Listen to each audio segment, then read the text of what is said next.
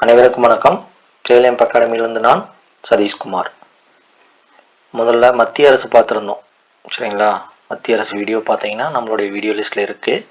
பார்த்துட்டு இந்த வீடியோ பார்த்தீங்க அப்படின்னா உங்களுக்கு இந்த வீடியோ ஈஸியாக புரிஞ்சிடும். ஏன்னா அதில் சொன்னது அப்படியே தான். அதில் எப்படி 3 நிர்வாகங்கள் இருந்ததோ அதே மாதிரி தான் அதில் 3 அங்கங்கள் இருந்ததோ அதே மாதிரி தான் இதுலேயும் இருக்கும் சரிங்களா. அங்கே நாடாளுமன்றம் வரும், இங்கே சட்டமன்றம் வரும். அங்கே குடியரசுத் தலைவர் வருவார், இங்கே மாநில ஆளுநர் வருவார். அதே மாதிரி அங்கே பிரதம மந்திரி வருவார், இங்கே முதலமைச்சர் வருவார். அவ்வளோதான். அதிகாரங்கள்லாம் பார்த்தீங்கன்னா ஒரே மாதிரி தான் இருக்கும். அதை பார்த்துட்டு இதுக்கு வரும்பொழுது ரொம்ப ஈஸியாக இருக்கும். எதுக்காக இந்த புக் எடுக்கிற வீடியோ இந்த மாதிரி போடுறோம் அப்படின்னா, சில பேர் புக் எடுத்து படிக்கிற கூட டைம் இருக்காது, வேலைக்கு போயிட்டு படிச்சுட்டு இருப்பாங்க. அவங்களுக்காகத்தான் இந்த வீடியோ. அவங்க என்ன பண்ணலாம் அப்படின்னா, அப்படியே மொபைலில் ஆடியோ கேட்டுக்கிட்டு அப்படியே பார்க்கலாம். அப்படியே பார்க்கும் பொழுது அது அப்படியே மெமரி ஆயிரும். ஒரு டைமுக்கு 2 டைம் கேட்கும் பொழுது என்ன ஆகும் அப்படின்னா, அது அப்படியே நம்ம என்ன சொல்லியிருக்கு, என்ன கண்டென்ட் இருக்குது அப்படிங்கிறது மெமரி ஆயிரும். இப்போ சில இடங்கள்லாம் நாம் அந்த சட்டப்பிரிவுலலாம் சொல்லியிருப்போம். அங்கே வரும்போது பாஸ் பண்ணிட்டு கூட அப்படின்னு திருப்பி கேட்கும் பொழுது அது நமக்கு மைண்டில் ஸ்டோர் ஆயிரும் சரிங்களா. அதுக்காகத்தான் இந்த மாதிரி போடுறது. புக் எடுத்து படிக்க முடியாமல் ஒர்க்குக்கு போயிட்டு படிச்சுட்ருக்கோம் அப்படின்னா இந்த மாதிரி வீடியோ கேட்டு இருந்தீங்க அப்படின்னா கண்டிப்பாக நம்ம எக்ஸாம் டைமில் எக்ஸாம் ஹாலில் போய் உட்காந்துட்டு யோசிச்சோம் அப்படின்னா அந்த வீடியோ கேட்டது அப்படியே அந்த ஆடியோ கேட்டது அப்படியே நம்ம மைண்டில் வரும் சரிங்களா. அப்படியே எழுதிடலாம்.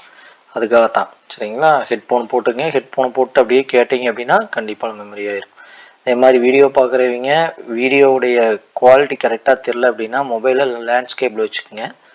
லேண்ட்ஸ்கேப்பில் வச்சுட்டு குவாலிட்டி இன்க்ரீஸ் பண்ணி வச்சுக்கிட்டீங்க அப்படின்னா தெளிவாக தெரியும் சரிங்களா. பாருங்கள், மாநில அரசு சரிங்களா. அது யூனிட் 3 10th சோசியலில் சரிங்களா. யூனிட் 3 ரொம்ப இம்பார்ட்டன்ட் லெசன். மத்திய அரசு மாநில அரசு அப்படிங்கிறது ரொம்ப முக்கியமானது சரிங்களா. இதுலேருந்தெல்லாம் கொஸ்டின்ஸ் நிறைய டைம் கேட்டிருக்காங்க சரிங்களா. அறிமுகம் பாருங்கள். இந்திய அரசியலமைப்பு நடுவண் மாநில அரசுகளுக்கான தனித்தனி நிர்வாக முறையை கொண்ட கூட்டாட்சி அரசாங்கத்தை வழங்குகிறது சரிங்களா. சென்ட்ரல் கவர்மெண்ட்டுக்குன்னு தனியாக ஒரு நிர்வாகம், ஸ்டேட் கவர்மெண்ட்டுக்குன்னு தனியாக ஒரு நிர்வாகத்தை வழங்குது. இதில் நம்ம இந்திய அரசியலமைப்பு. தேசிய தலைநகரான டெல்லி உட்பட 8 யூனியன் பிரதேசங்கள். அப்போ எத்தனை யூனியன் பிரதேசங்கள் இருக்கு? 8 யூனியன் பிரதேசங்கள் மற்றும் 28 மாநிலங்கள். எத்தனை மாநிலங்கள்? 28 மாநிலங்கள் உள்ளன. நடுவண் மாநில அரசுகளுக்கான ஒரு சீரான நிர்வாக அமைப்பினை ஏற்படுத்த அரசியலமைப்பு வழிவகுக்கிறது சரிங்களா. நடுவண் மாநில மத்திய மாநில அரசுகளுக்கான ஒரு சீரான நிர்வாக அமைப்பினை ஏற்படுத்த அரசியலமைப்பு வழிவகுக்கிறது. அதை பற்றி எந்த பகுதி சொல்லுது அப்படின்னா பகுதி 6. அதில் சரத்து என்ன அப்படின்னா 152 முதல் 237 வரையிலான சட்டப்பிரிவுகள் தான் என்ன அப்படின்னா இதை பற்றி சொல்லுது. இது பகுதி 6 152 முதல் 237 வரையிலான சட்டப்பிரிவுகள் சரிங்களா.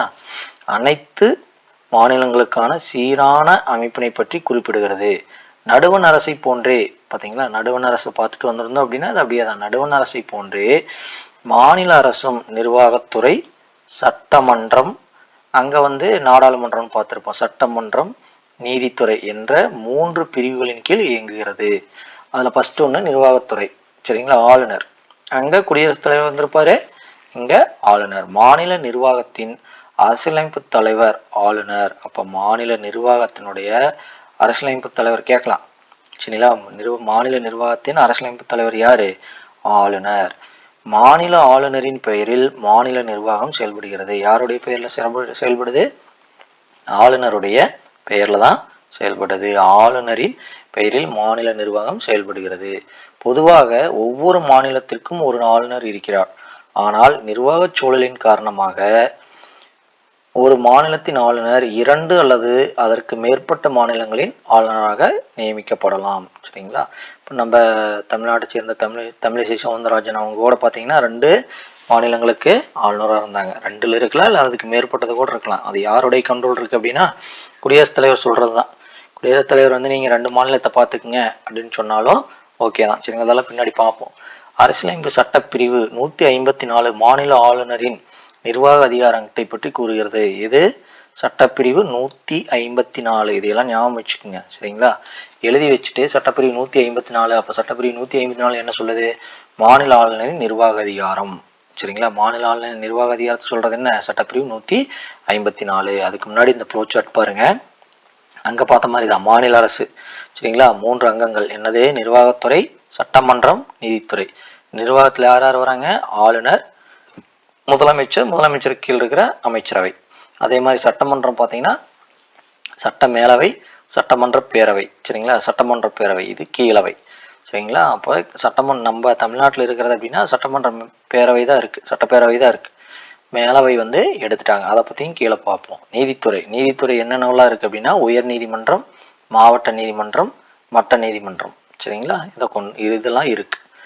ஆளுநர் நியமனம், ஆளுநர் எப்படி அப்பாயின்மெண்ட் பண்ணுறாங்கன்னு பாருங்க. மாநில ஆளுநர் குடியரசுத் தலைவரால் நியமனம் செய்யப்படுகிறார், சரிங்களா. குடியரசுத் தலைவராலாம் மாநில ஆளுநர் என்ன பண்ணுறாங்க? நியமிக்கப்படுகிறாங்க. வழக்கமாக அவரது பதவிக்காலம் 5 ஆண்டுகள். அப்போ வழக்கமான ஆளுநரின் பதவிக்காலம் யாது அப்படின்னு சொல்லி கூட கேட்கலாம்.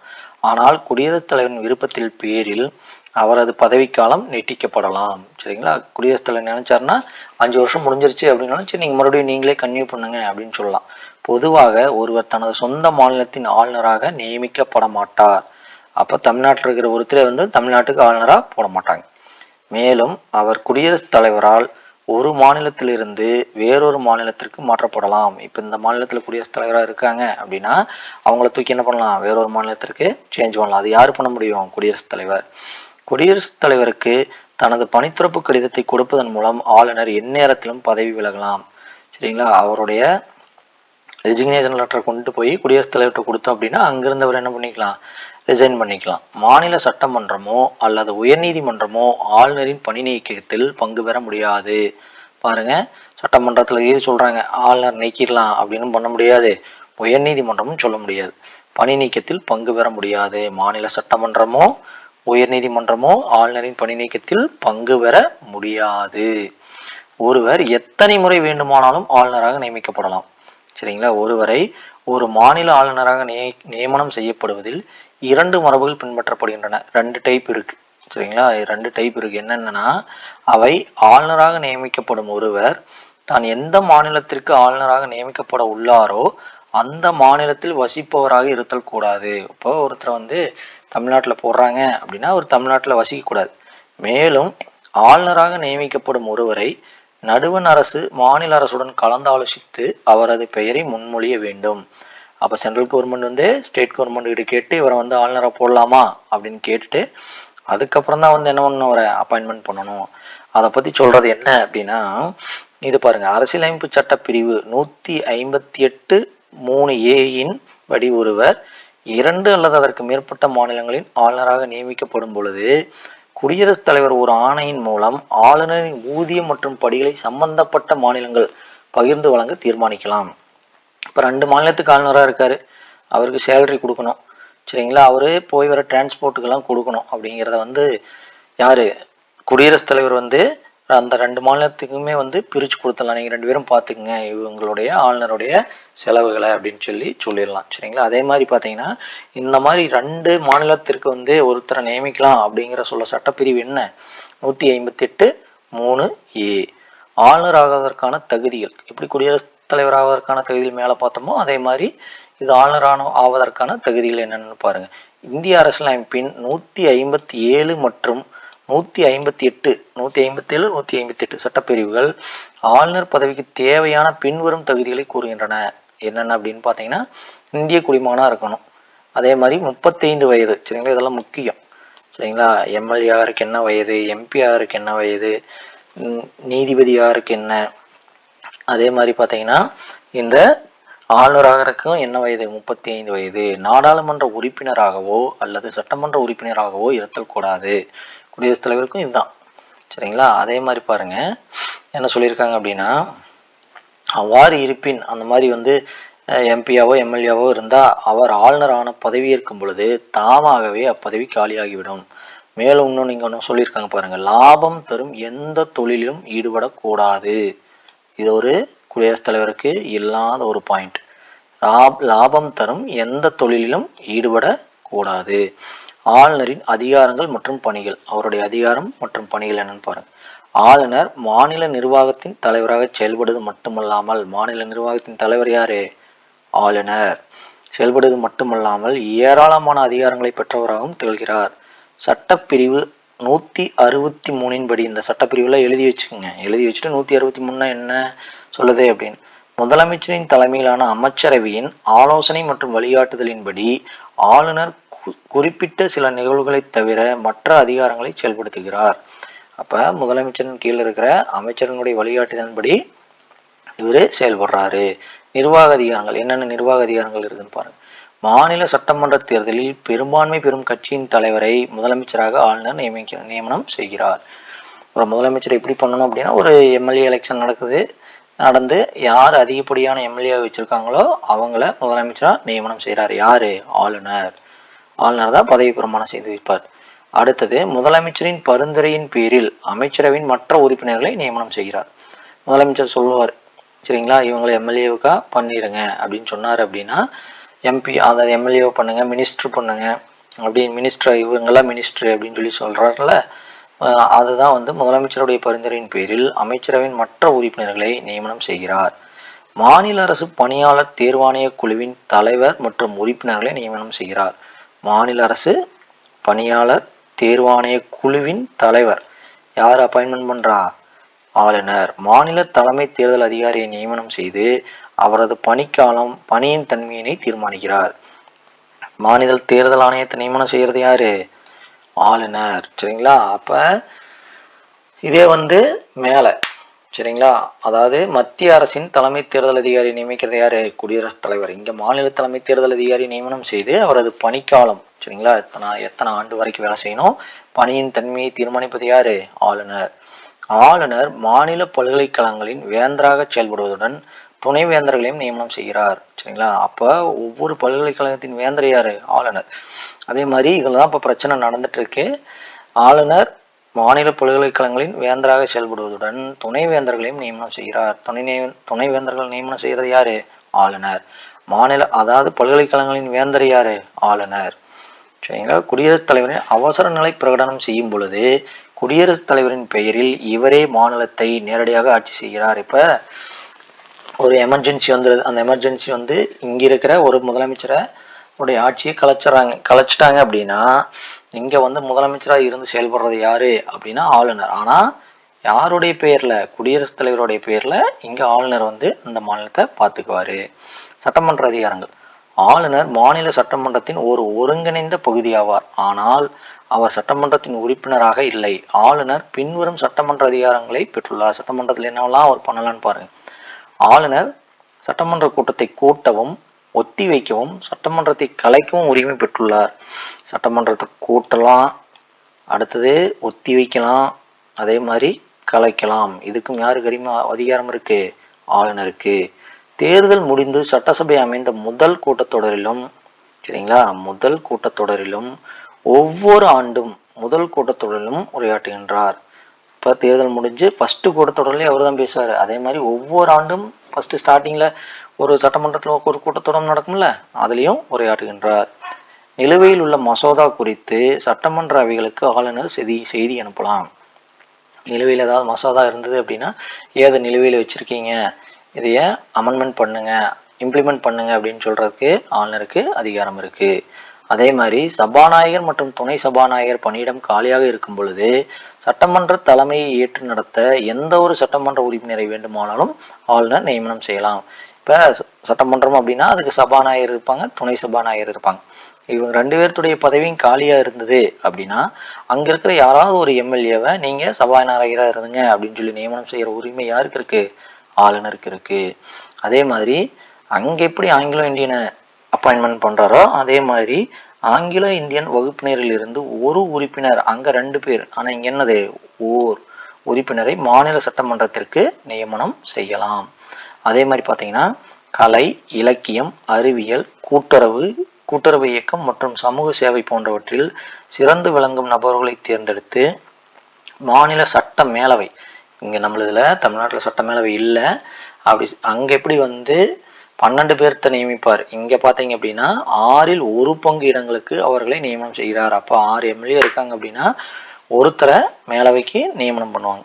மாநில சட்டமன்றத்தால் நிறைவேற்றப்படும் ஒவ்வொரு மசோதாவும் ஆளுநர் கையொப்பமிட்ட பின்னரே மட்டுமே சட்டமாகும். அப்போ ஒரு சட்டமன்றத்தில் ஒரு சட்டம் நிறைவேற்றுறாங்க அப்படின்னா அது யாருடைய ஒப்புதல் வாங்கணும்? ஆளுநர். அவர் சைன் பண்ண அப்படின்னா தான் சட்டமாகும். ஆனால் சட்டமன்றத்தால் நிறைவேற்றப்பட்ட ஒரு மசோதா ஆளுநர் ஒப்புதலுக்காக அனுப்பப்படும் பொழுது ஆளுநர் கையொப்பமிடலாம், சைன் பண்ணலாம், அல்லது நிறுத்தி வைக்கலாம், சைன் பண்ணாமல் நிறுத்தி வைக்கலாம், அல்லது மீண்டும் மறுபரிசீலனைக்கு இதை மறுபடியும் மறுபரிசீலனை பண்ணுங்க அப்படின்னு சட்டமன்றத்துக்கு திருப்பி அனுப்பலாம்.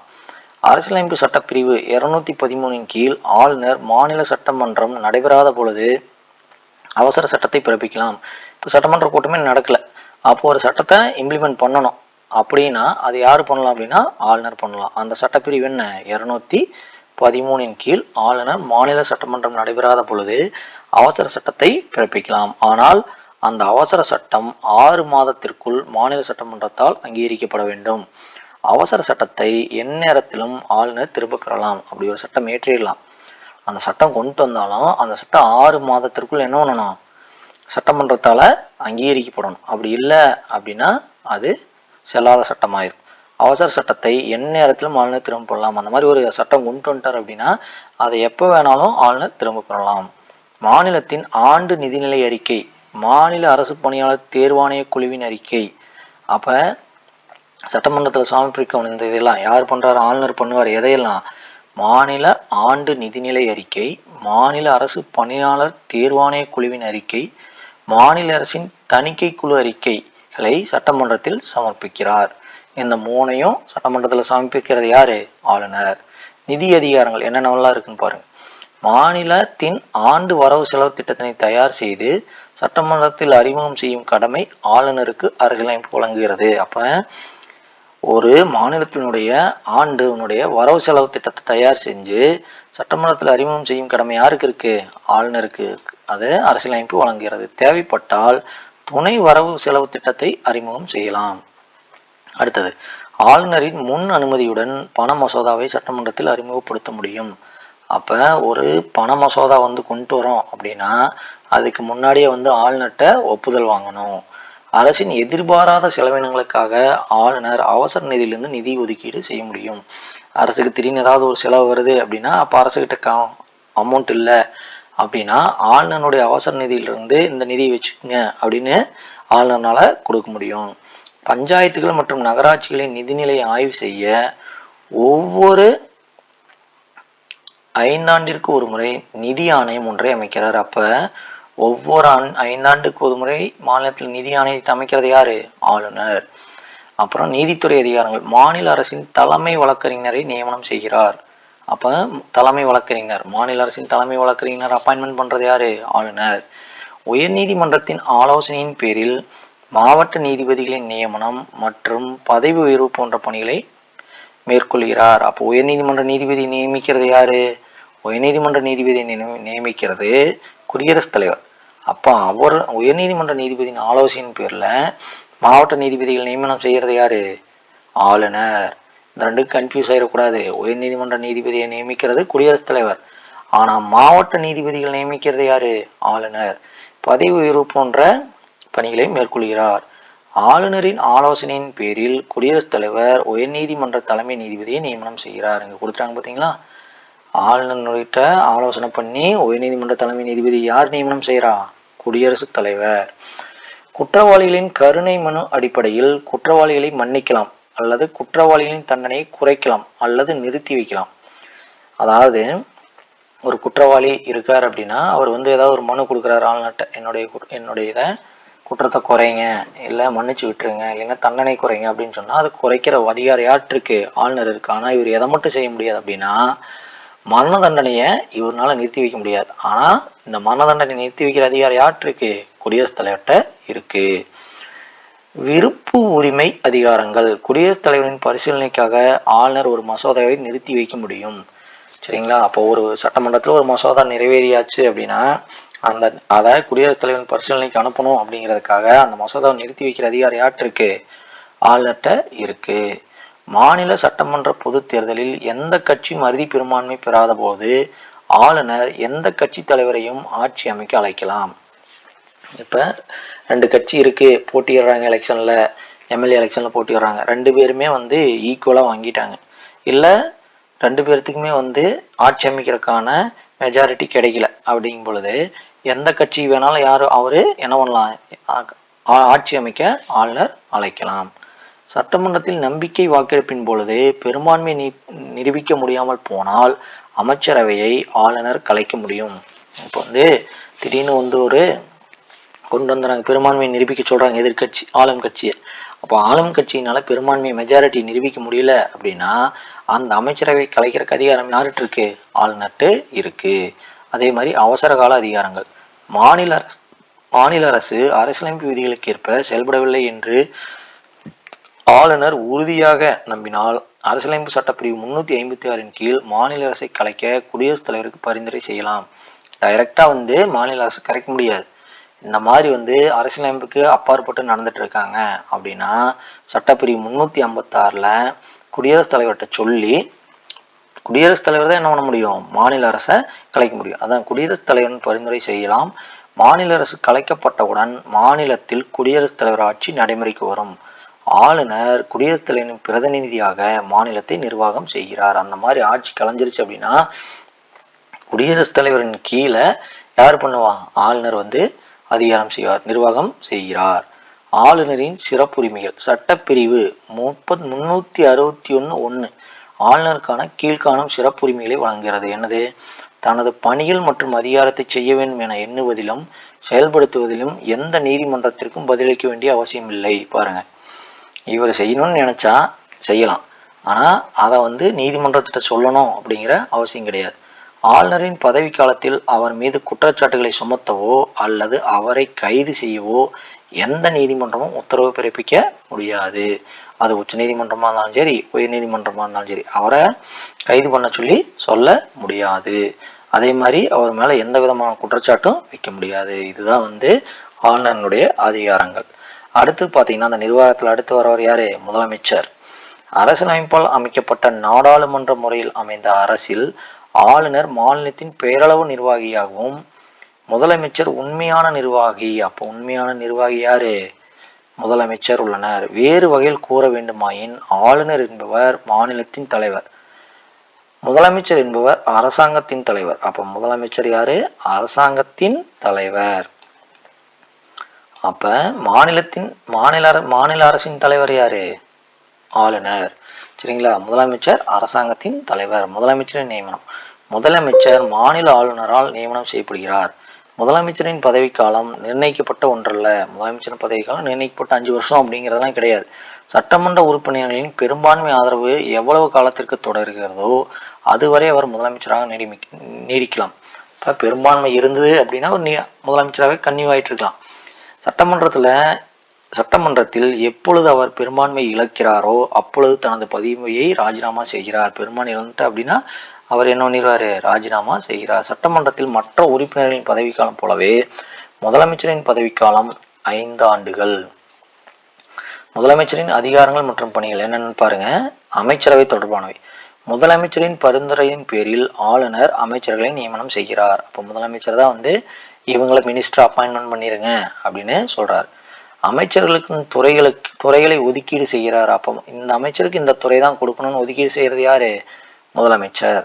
தனது அமைச்சரவை மாற்றி அமைக்கிறார். எப்ப வேணாலும் என்ன பண்ணலாம், அவங்களுடைய அமைச்சரவையை மாற்றி அமைக்கலாம். இவருக்கு கொடுத்த பதவி அவருக்கும், அவருக்கு கொடுத்த பதவி இவருக்கும், இல்ல பதவி கொடுத்தவருக்கு பதவி இல்லாம வேற எம்எல்ஏவா வச்சுட்டு வேற ஒரு புதுசா இருக்கிறவங்களுக்கு மினிஸ்டர் பதவியை கொடுக்கலாம். சரிங்களா, அதே மாதிரி அமைச்சரவை கூட்டத்தை தலைமையேற்று நடத்தி முடிவுகளை எடுக்கிறார். அமைச்சர்கள் அனைவரையும் கட்டுப்படுத்தி வழிநடத்தி இயக்கி அவர்களது நடவடிக்கைகளை ஒருங்கிணைக்கிறார். சரிங்களா, கோஆர்டினேட் பண்றதே யாரு, முதலமைச்சர். ஆளுநர் தொடர்பானது. கீழ்காணும் அலுவலர்களின் நியமனங்கள் தொடர்பாக ஆளுநருக்கு ஆலோசனை வழங்குகிறார். அப்ப இவங்களெல்லாம் அப்பாயின்மெண்ட் பண்றது ஆளுநர், ஆனா இவங்களை அப்பாயின்மெண்ட் பண்ணுங்க அப்படின்னு சொல்றது யாரு, ஆலோசனை வழங்குறது யாரு, முதலமைச்சர். யாரெல்லாம் பாருங்க, மாநில அரசு வழக்கறிஞர், மாநில தேர்தல் ஆணையர், மாநில அரசு பணியாளர், தேர்வாணையத்தின் தலைவர் மற்றும் உறுப்பினர், மாநில திட்டக்குழு தலைவர் மற்றும் உறுப்பினர், மாநில நிதிக்குழு தலைவர் மற்றும் உறுப்பினர். யாரெல்லாம், மாநில அரசு வழக்கறிஞர், மாநில தேர்தல் ஆணையர், மாநில அரசு பணியாளர் தேர்வாணையத்தின் தலைவர் மற்றும் உறுப்பினர்கள். அதே மாதிரி மாநில திட்டக்குழு தலைவர் மற்றும் உறுப்பினர், மாநில நிதிக்குழு தலைவர் மற்றும் உறுப்பினர். அடுத்து சட்டமன்றம் தொடர்பானவை. சட்டமன்ற கூட்டத்தொடரை துவக்கி வைக்கவும் ஒத்தி வைக்கவும் ஆளுநருக்கு முதலமைச்சர் ஆலோசனை வழங்குகிறார். கூட்டத்தை ஸ்டார்ட் பண்ணலாம் இல்லை இதோட ஒத்தி வச்சிடலாம் அப்படின்னு ஆளுநருக்கு. ஆனால் அந்த கூட்டத்தொடரை துவக்கி வைக்கிறது யார் தான் துவக்கி வைப்பா? ஆளுநர் துவக்கி வைப்பார். அதே மாதிரி ஒத்தி வச்சிடலாம் அப்படின்னு சொல்றதும் ஒத்தி வைக்கிறதும் ஆளுநருக்கு கொடுக்கறது யாரு? முதலமைச்சர். சரிங்களா? அடுத்தது பாருங்க.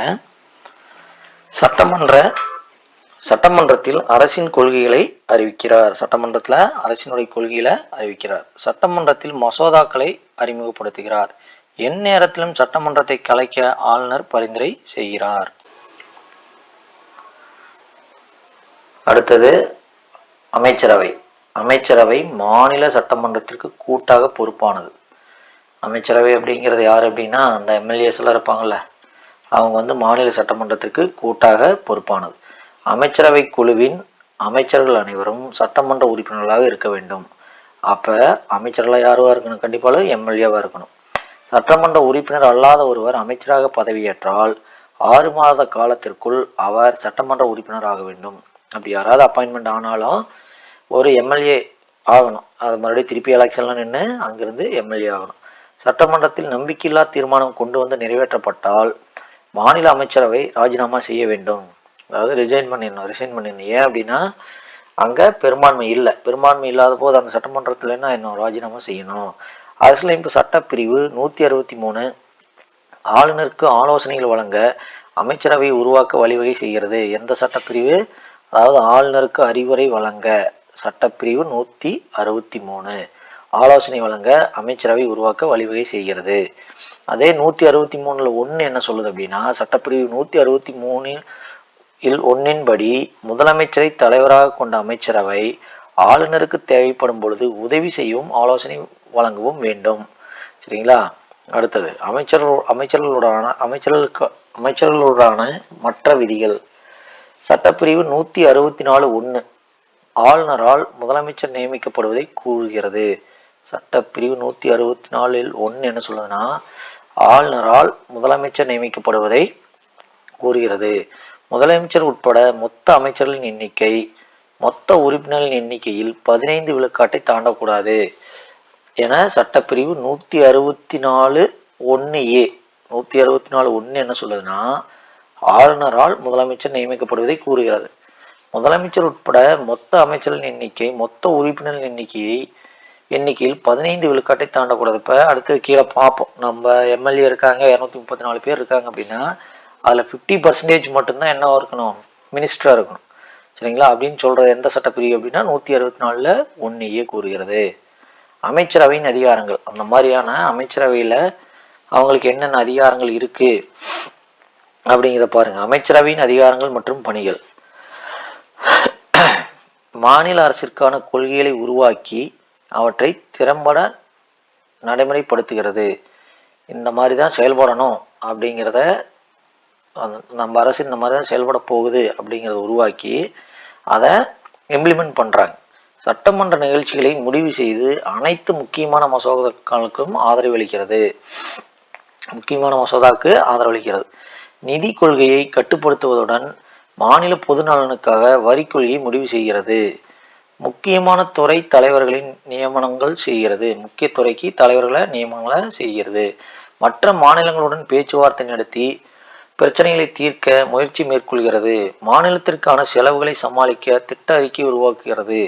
ஒரு மசோதா சட்டமன்றத்தில் அறிமுகப்படுத்தும் பொழுது அது சாதாரண மசோதாவா அல்லது நிதி மசோதாவா என்று தீர்மானிக்கிறது. அமைச்சரவையின் ஒவ்வொரு அமைச்சரின் பணிகளை கட்டுப்படுத்தி கண்காணித்து ஒருங்கிணைக்கிறது. ஆண்டு வரவு செலவு திட்டம் அமைச்சரவையால் இறுதி செய்யப்படுகிறது. சரிங்களா? இதெல்லாம் கொஸ்டின் கேட்க மாட்டாங்க அப்படின்னு நினைக்கக்கூடாது. ஏன் அப்படின்னா இதில் ஒரு 4 பாயிண்டை கொடுத்துட்டு இதில் எது அமைச்சரவையின் அதிகாரங்கள் அப்படின்னு சொல்லி கொடுத்தலாம். ஏன்னா அப்போலாம் கொஸ்டின் அந்த மாதிரி தான் செட் பண்ணுறாங்க. சரிங்களா? நம்ம முக்கியமான பாயிண்ட்ஸ் மட்டும் பார்த்துட்டு போனோம் அப்படின்னா அதிலிருந்து கொஸ்டின்ஸ் வருது. ஆனால் டஃப்பாக கேட்கணும் அப்படின்னா இந்த மாதிரியான ஒரு 4 பாயிண்ட் எடுத்து வச்சு கேட்டுருவாங்க. அப்போ இதெல்லாம் ஒரு கிளான்ஸ் நல்லா படிச்சுக்குங்க. சரிங்களா? அடுத்து மாநில சட்டமன்றம். அடுத்தது இந்திய அரசியலமைப்பு ஒவ்வொரு மாநிலத்திற்கும் ஒரு சட்டமன்றம் ஏற்பட வழிவகை செய்கிறது. ஒவ்வொரு மாநிலத்திற்கும் ஒரு சட்டமன்றம் இருக்கணும் அப்படிங்கிறத நம்ம இந்திய அரசியலமைப்பு சொல்லுது. பெரும்பாலான மாநிலங்கள் ஓரவை கொண்ட சட்டமன்றம் மட்டும் பெற்றுள்ளன. ஒரு அவை மட்டும்தான் இருக்கு. தமிழ்நாட்டில எல்லாம் ஒரு அவை தான் இருக்கு. சில மாநிலங்களில் ஈரவை சட்டமன்றங்கள் கொண்டுள்ளன. எடுத்துக்காட்டாக பீகார், கர்நாடகா, மகாராஷ்டிரா, உத்தரப்பிரதேசம், ஆந்திர பிரதேசம், தெலுங்கானா. இது ஒரு டைம் கொஸ்டினாக கேட்டிருந்தாங்க. சரிங்களா? பீகார், கர்நாடகா, மகாராஷ்டிரா, உத்தரப்பிரதேசம், ஆந்திரா, தெலுங்கானா. இங்கே மட்டும் என்ன இருக்குது? ஈரவை சட்டமன்றம் இருக்குது. கீழவையானது மாநில மக்களின் பிரதிநிதிகளை கொண்டது. மேலவையானது ஆசிரியர்கள், பட்டதாரிகள், அதாவது அந்த இதில் சிறந்து விளங்குறவங்களை ஆளுநர் நியமிப்பார். பட்டதாரிகள் மற்றும் உள்ளாட்சி உறுப்பினர்கள் ஆகியோர்களை பிரதிநிதிகளாக கொண்டது. சரி, ஆளுநர் நியமிக்கிறதில்ல.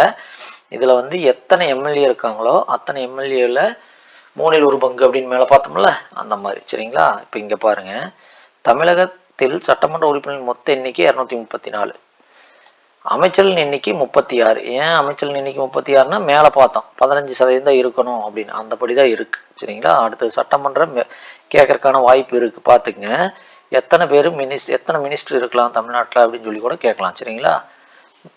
இது கீழவை. சட்டமன்ற பேரவை இதான் சட்டமன்றம். இந்த கீழவைங்கிறதா வந்து ரொம்ப முக்கியமானது. மாநில சட்டமன்றம் பிரபலமான ஒரு அவையாகும். இதுவே மாநில அதிகாரத்தின் உண்மையான அதிகார மையம். ஏன் அப்படின்னா இதெல்லாம் தான் நாம மக்கள் தேர்ந்தெடுக்கிறது. இது வயது வந்தோர் வாக்குரிமையின் அடிப்படையில் மக்களால் நேரடியாக தேர்ந்தெடுக்கப்பட்ட உறுப்பினர்களை கொண்டது. சட்டமன்ற உறுப்பினர்களின் எண்ணிக்கை மக்கள் தொகையை பொறுத்து மாநிலத்திற்கு மாநிலம் வேறுபடுகிறது. இருப்பினும் சட்டமன்ற உறுப்பினர்களின் எண்ணிக்கை அதிகபட்சமாக 500க்கு மிகாமலும் குறைந்தபட்சம் 60க்கு குறையாமலும் இருக்க வேண்டும். அதிகபட்சம் எவ்வளவு இருக்கலாம்? 500 இருக்கலாம். அதுக்கு மேல என்ன ஆகக்கூடாது? போகக்கூடாது. அதே வந்து 60 கீழையும் போயிடக்கூடாது அப்படின்னு சொல்லியிருக்காங்க. சரிங்களா? அடுத்து இங்க பாருங்க, சட்டமன்றத்தின் பதவிக்காலம் 5 ஆண்டுகள் ஆகும். இருப்பினும் 5 ஆண்டுகள் முடியும் முன்னரே சட்டமன்றம் கலைக்கப்படலாம். எப்படி? அங்க பெரும்பான்மை இல்லை அப்படின்னா கலைச்சிடலாம். அதான் சொல்றாங்க பாருங்க, சட்டமன்றத்தின் பதவிக்காலம் 5 ஆண்டுகள் ஆகும். இருப்பினும் 5 ஆண்டுகள் முடியும் முன்னரே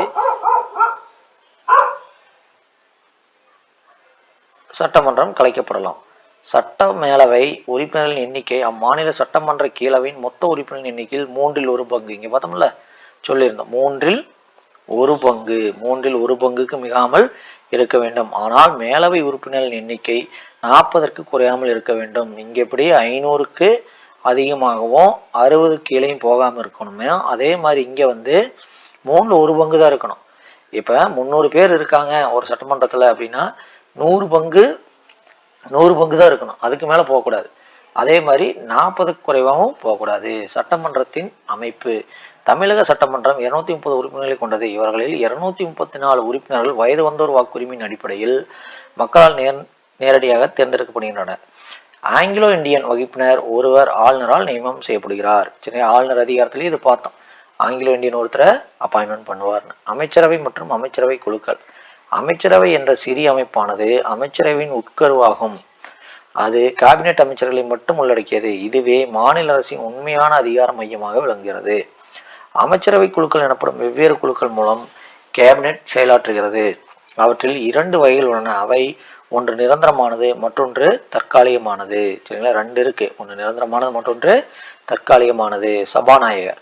சட்டமன்ற உறுப்பினர்களிடையே சபாநாயகர் மற்றும் துணை சபாநாயகர் தேர்ந்தெடுக்கப்படுகின்றனர்.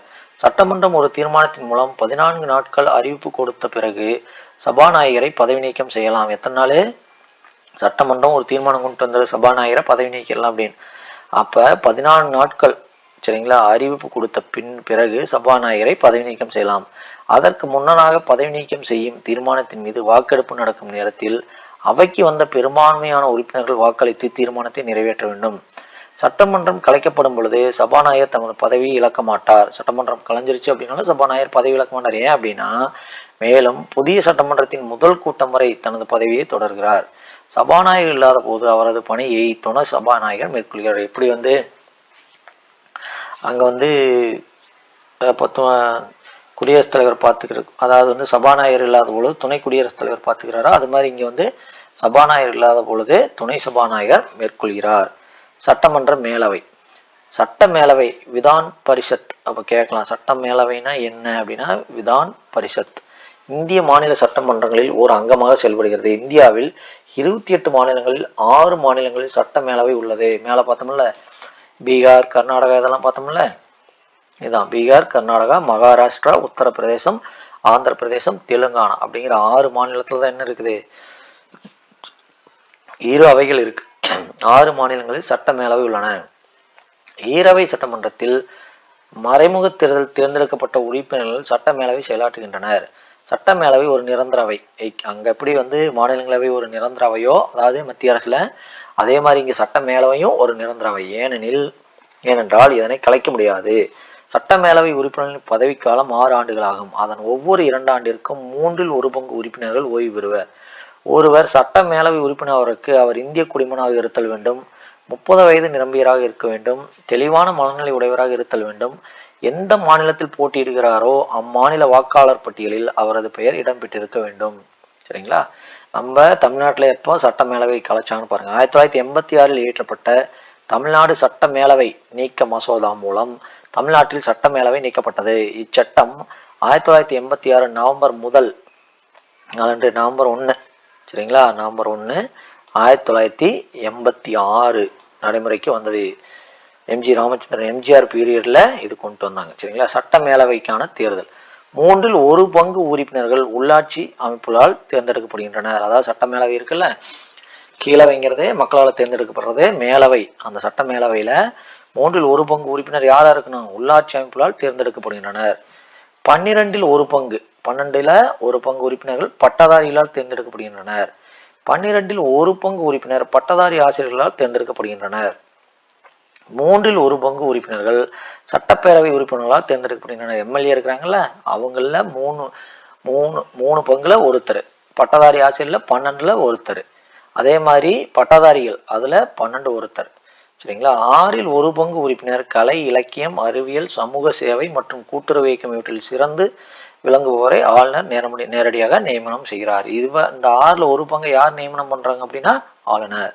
தலைவர், மேலவை தலைவர் சேர்பர்சன் யார் அப்படின்னா, மேலவை கூட்டத்தை தலைமையேற்று நடத்துகிறவர். மேலவை உறுப்பினர்களிடையே தலைவர் மற்றும் துணைத் தலைவர் தேர்ந்தெடுக்கப்படுகின்றனர். தலைவர் இல்லாத பொழுது துணைத் தலைவர் கூட்டத்தை தலைமையேற்று நடத்துவார். சட்ட மேலவை உருவாக்கம் அல்லது நீக்கம். சட்ட மேலவை உருவாக்கம் அல்லது நீக்கம் பற்றி சட்டப்பிரிவு 169. சட்டப்பிரிவு ஞாபகம் வச்சுக்கோங்க. 169 தான் சட்ட மேலவை இருக்கலாமா இல்ல நீக்கிடலாமா அப்படிங்கிறத பத்தி விவரிக்கிறது. இப்பிரிவின்படி சட்டமன்றத்தின் மொத்த உறுப்பினர்கள் 2/3 பங்கு உறுப்பினர்கள் வாக்களித்து தீர்மானத்தை நிறைவேற்றி சட்ட மேலவை உருவாக்கவோ அல்லது நீக்கவோ நாடாளுமன்றத்தை கேட்டுக்கொண்டால் நாடாளுமன்றம் ஒரு சட்டத்தின் மூலம் மேலவை உருவாக்கும் அல்லது நீக்கும்.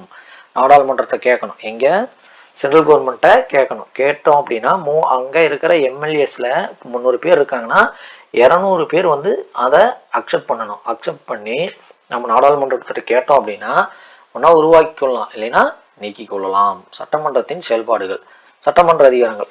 அரசியலமைப்பின்படி மாநில பட்டியலில் உள்ள அனைத்து துறைகள் மீது சட்டமன்றம் சட்டத்தை நிறைவேற்றலாம். பொதுப்பட்டியலிலும் சட்டமன்றம் சட்டம் இயற்றலாம். சரிங்களா?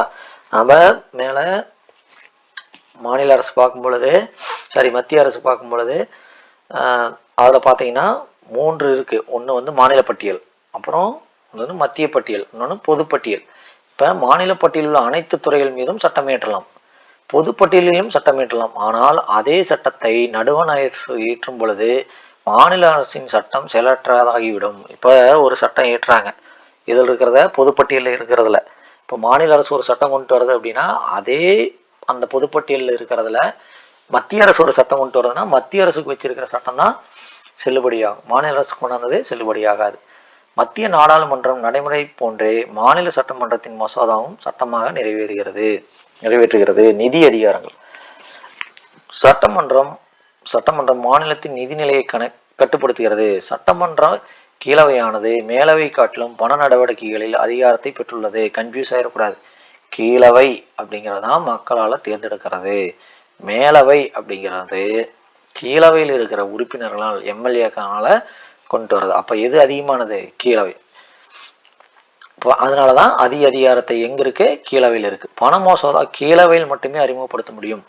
சட்டமன்ற கீழவையின் அனுமதியின்றி புதிய வரிகளை விதிக்க முடியாது. எங்க? மேலவையில். நிர்வாகத்துறையின் மீது கட்டுப்பாடு. அமைச்சரவையானது சட்டமன்றத்திற்கு பொறுப்பானது. சட்டமன்ற உறுப்பினர்களின் கேள்விகளுக்கு அமைச்சர்கள் பதிலளிக்க வேண்டும். இப்ப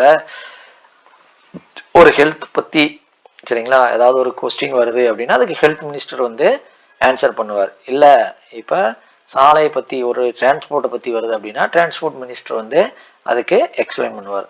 அமைச்சரவைக்கு எதிராக நம்பிக்கையில்லா தீர்மானம் கொண்டு வரப்பட்டு நிறைவேற்றப்பட்டால் அமைச்சர்கள் பதவி நீக்கம் செய்யப்படுவர். இப்போ ஒரு அமைச்சர் வந்து சரியா செயல்படல, அவர் மேல நம்பிக்கையில்லா தீர்மானம் கொண்டு வராங்க அப்படின்னா அந்த தீர்மானம் சக்சஸ் ஆச்சு அப்படின்னா அந்த அமைச்சர் பதவி நீக்கம் செய்யப்படுவார். அடுத்தது நீதித்துறை. மாநிலத்தின் நீதித்துறை. உயர் நீதிமன்றங்கள் சரிங்களா, 1862 உயர் நீதிமன்றங்கள் எங்கெங்க வருது? கொல்கத்தா, மும்பை மற்றும் சென்னையில் தோற்றுவிக்கப்பட்டன. காலப்போக்கில் பிரிட்டிஷ் இந்தியாவின் ஒவ்வொரு மாகாணமும் ஒரு உயர் நீதிமன்றத்தை கொண்டிருந்தது. 1950 தான் வந்து நீதிமன்றம் கொண்டு வந்தாங்கன்னு நாங்கள் பார்த்தோம். இதுல மேல மத்திய அரசு பார்க்கும் பொழுது 1950க்கு பிறகு தோற்றுவிக்கப்பட்ட உயர்நீதிமன்றங்கள் அண்டை மாநிலங்களுக்கும் உயர்நீதிமன்றமாக விளங்கியது. இப்போ ஒரு மாநிலத்துல ஒரு நீதிமன்றம் இருக்கு, உயர்நீதிமன்றம் இருக்கு அப்படின்னா பக்கத்து மாநிலத்துல இல்லை அப்படின்னா எந்த மாநிலத்துல உயர்நீதிமன்றம் இருக்கோ அந்த மாநிலமே பக்கத்து மாநிலத்துக்கு என்னவா இருக்கும்? உயர்நீதிமன்றமா இருக்கும். மாநில அளவுல பெரிய நீதிமன்றம் என்ன அப்படின்னா அது உயர்நீதிமன்றம் தான். பாருங்க, மாநில அளவில் உயர் நீதிமன்றங்களே மிக உயர்ந்த நீதிமன்றங்கள் ஆகும். சரிங்களா, இதான் சென்னை மெட்ராஸ் உயர் நீதிமன்றத்துடைய போட்டது. இந்திய அரசியலமைப்பு சட்டம் ஒவ்வொரு மாநிலத்திற்கும் ஒரு நீதிமன்றத்தை தோற்றுவிக்க வழிவகுக்கிறது. ஆனால் 1956 ஆண்டு 7வது திருத்த சட்டம் என்ன சொல்லுது அப்படின்னா 2 மற்றும் 2ற்கு மேற்பட்ட மாநிலங்கள் யூனியன் பிரதேசங்களுக்கு என்று ஒரு பொதுவான உயர்நீதிமன்றத்தை நிறுவ நாடாளுமன்றத்திற்கு அங்கீகாரம் வழங்கியது. எந்த வருஷம்? 1956 7வது திருத்த சட்டம். எடுத்துக்காட்டாக பஞ்சாப், ஹரியானா மற்றும் யூனியன் பிரதேசமான சண்டிகர் ஆகிய பகுதிகளுக்கு பார்த்தீங்களா, பஞ்சாபுக்கும் சரி ஹரியானாவுக்கும் சரி யூனியன் பிரதேசமான சண்டிகருக்கும் சரி ஒரே ஒரு நீதிமன்றம் தான் இருக்கு. அது எங்க இருக்கு? சண்டிகர்ல இருக்கு, பொது நீதிமன்றமாக உள்ளது. இதே போன்று கவுகாதியில் உள்ள உயர்நீதிமன்றம் 4 வடகிழக்கு மாநிலங்களான கவுகாதியில் ஒரு நீதிமன்றம் இருக்கு. கவுகாதியில் உள்ள உயர்நீதிமன்றம் 4 மாநிலங்களுக்கான சரிங்களா வடகிழக்கு மாநிலங்களான அஸ்ஸாம், நாகாலாந்து, மிசோரம், அருணாச்சல பிரதேசம் போன்றவைகளுக்கு பொது நீதிமன்றமாக உள்ளது. இந்த நீதிமன்றத்தின் கிளைகள் இட்டாநகர், கொஹிமா, ஐஸ்வால் ஆகிய இடங்களில் அமைந்துள்ளன. இதனுடைய கிளை நீதிமன்றங்கள் இங்கெல்லாம் இருக்கு. டெல்லி ஒரு மாநிலமாக இல்லாத போதும் தனக்கென்று சொந்தமாக ஓர் உயர் நீதிமன்றத்தை கொண்டுள்ளது. அப்ப டெல்லி என்னது? ஒரு யூனியன் பிரதேசம். டெல்லி ஒரு மாநிலமாக இல்லாத போதும் தனக்கென்று அங்க என்ன இருக்கு? ஒரு உயர் நீதிமன்றத்தை கொண்டுள்ளது. ஏன்னா அப்படின்னா டெல்லி தான் நம்மளுடைய கேபிட்டல் சரிங்களா, தலைநகரம். ஒவ்வொரு நீதிமன்றமும் தலைமை நீதிபதி மற்றும் பல நீதிபதிகளை கொண்டுள்ளது. உயர்நீதிமன்ற நீதிபதிகளின் எண்ணிக்கை மாநிலத்திற்கு மாநிலம் மாறுபடும். உயர்நீதிமன்ற நீதிபதிகளின் எண்ணிக்கை குடியரசுத் தலைவரால் தீர்மானிக்கப்படுகிறது. சரிங்களா, எத்தனை நீதிபதி இருக்கலாம் அப்படிங்கிறத யாரு பிக்ஸ் பண்றது? குடியரசுத் தலைவர். தற்போது இந்தியாவில் 28 மாநிலங்கள் 9 யூனியன் பிரதேசங்கள் சேர்ந்து 25 உயர்நீதிமன்றங்கள் செயல்படுகின்றன. அப்ப பாருங்க, 28 9 மொத்தம் 37 உயர்நீதிமன்றம் இருக்கணும். ஆனா என்ன அப்படின்னா ஒவ்வொரு பக்கம் 2 இருக்கு. இப்ப சென்னையில் இருக்கிற உயர்நீதிமன்றம் தான் எதுக்கு வரும்? பாண்டிச்சேரிக்கும் வரும். சரிங்களா, சேர்த்து 25 உயர்நீதிமன்றங்கள் செயல்படுகின்றன. உயர்நீதிமன்ற நீதி வரையறை மற்றும் அதிகாரங்கள். தனக்கே உரிய நீதிவரை. சென்னை, மும்பை, கொல்கத்தா இதெல்லாம் ஃபர்ஸ்டே ஓபன் பண்ணது. இங்க முன்னாடியே பார்த்தோம் 1956. அப்ப 1956 தானே. பாருங்க 1956ல